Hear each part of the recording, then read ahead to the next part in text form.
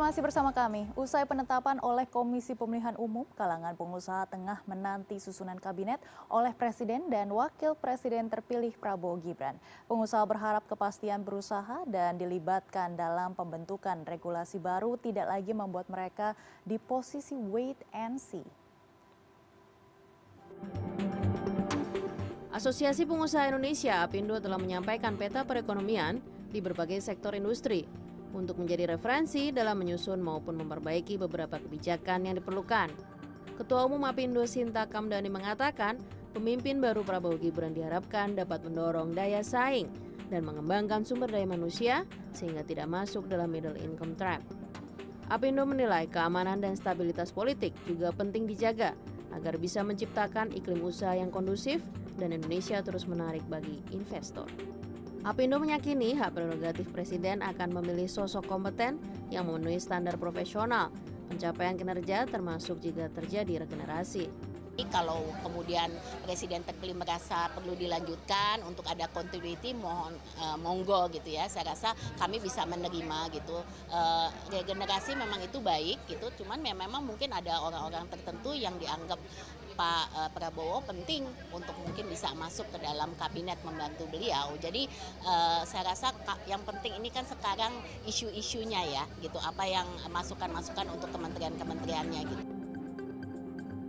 Sementara itu, pengusaha Kamar Dagang dan Industri Kadin tengah menanti susunan kabinet untuk dijadikan landasan bagi mereka berekspansi dan merealisasikan investasinya. Menurut Wakil Ketua Umum Kadin Suryadi Sasmita, beragam masukan telah disampaikan. Salah satunya dalam rencana program makan siang gratis agar menyasar ke ibu hamil dan anak berusia 1000 hari. Dan yang paling penting, anggarannya tidak membebani APBN. Masih wait and see.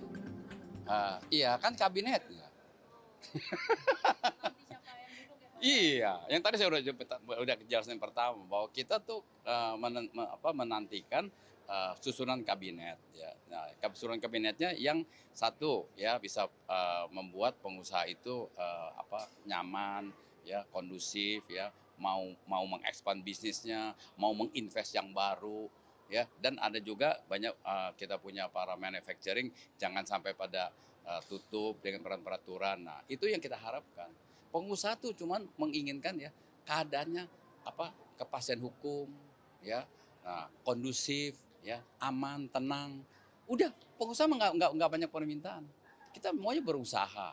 Nah, ingat, pengusaha itu penting sekali bagi negara. Pertumbuhan ekonomi dari pengusaha, penyerap tenaga kerja dari pengusaha, bayar pajak dari pengusaha. Nah, kan? Jadi pengusaha itu tuh adalah yang harus dirangkul oleh pemerintah.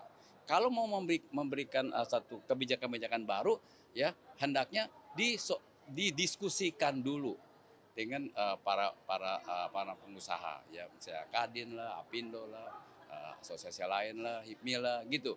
Nah, jangan ya kayak kemarin kan keluar PP 36 begitu keluar baru-baru, jangan seperti itu lagi. Maksud saya biarlah yang nanti baru semuanya harus merangkul lah ya para pengusaha sebelum dikeluarkan peraturan.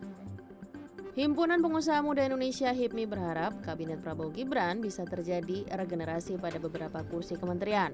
Wakil Ketua HIPMI Anggara Wira menyebut nama-nama seperti Rosan Ruslani, Wisnu Wardana, hingga kader yang menjadi relawan Prabowo Gibran dapat diperhitungkan menduduki kursi pembantu presiden. Harapannya juga figur-figur yang dicalonkan itu juga walaupun kader partai cuman punya background profesional. Di sisi lain juga ada instrumen relawan, ini juga pastinya juga akan diakomodir juga ya sebagai bagian daripada tim yang memang menurut saya yang loyal ya gitu ya. Yang lainnya juga pastinya ada sisi akademisi, ada birokrat juga. Jadi saya rasa instrumen ini akan menjadi penopang dalam kabinet ke depan. Harapannya memang menjadikan kabinet ya, sehingga benar-benar larinya bisa lebih cepat dari sekarang. Tantangan IKN juga kan ini kan ya PR juga, artinya butuh figur-figur yang ada memberikan terobosan. Kabinet Prabowo Gibran akan mengemban tugas berat dalam periode 2024 hingga 2029.